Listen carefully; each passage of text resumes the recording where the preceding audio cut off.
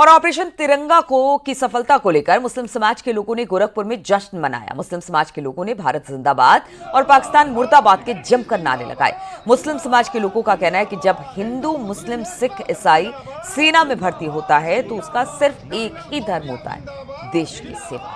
हिंदुस्तान जिंदाबाद, जिंदाबाद, जिंदाबाद, हिंदुस्तान जिंदाबाद, जिंदाबाद, जिंदाबाद। बलिया में ऑपरेशन सिंदूर की सफलता के बाद तिरंगा यात्रा निकाली गई और इस दौरान यात्रा में मंत्री दयाशंकर सिंह भी शामिल हुए। यात्रा में हजारों लोग तिरंगा झंडा लेकर देशभक्ति के नारे लगाते दिखाई दिए। बलिया में टाउन हॉल से यात्रा की शुरुआत की गई।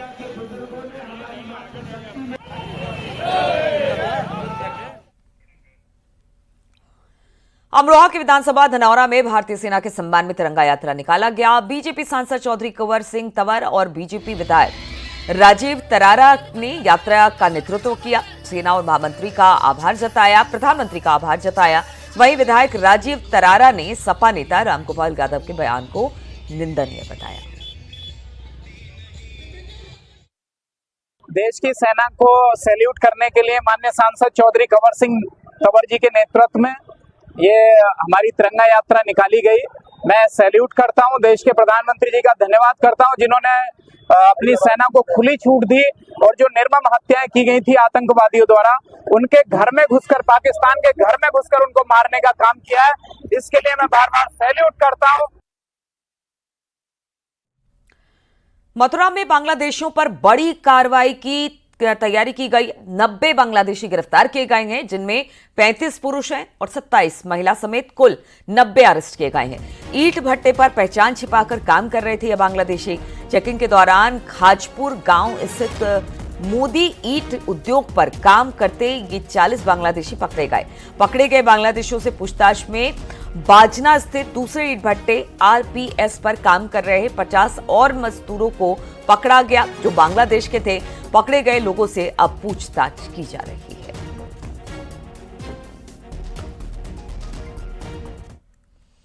ग्रेटर नोएडा के जेवर इलाके में तेज आंधी ने तबाही मचाई। कई बिजली के खंभे गिर गए, जिससे बिजली सप्लाई बाधित हो गई। शाम को करीब 5 बज के मतलब 12 मिनट के आसपास या 5:15 बजे के अचानक आसमान में काले बादल छाए। चारों ओर आसमान में धूल का गुबार दिख गया। इसके साथ ही हल्की फुल्की बूंदाबांदी भी हुई, लेकिन कहा जा रहा है कि इस आंधी की वजह से जो बिजली की तारें थी वो गिर गई, जिससे कि काफी देर तक बिजली की आपूर्ति बाधित रही।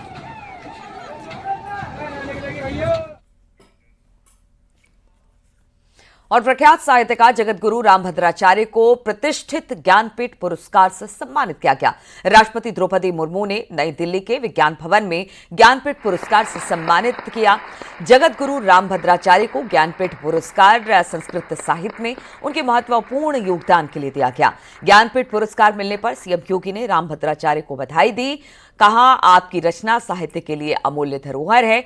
ज्ञानपीठ पुरस्कार मिलने पर रामभद्राचार्य ने संस्कृत और साहित्य की महत्ता बताई। को मुझसे प्रेरणा लें और इस पुरस्कार से संस्कृत के बिना भारतीय संस्कृति की रक्षा हो ही नहीं सकती।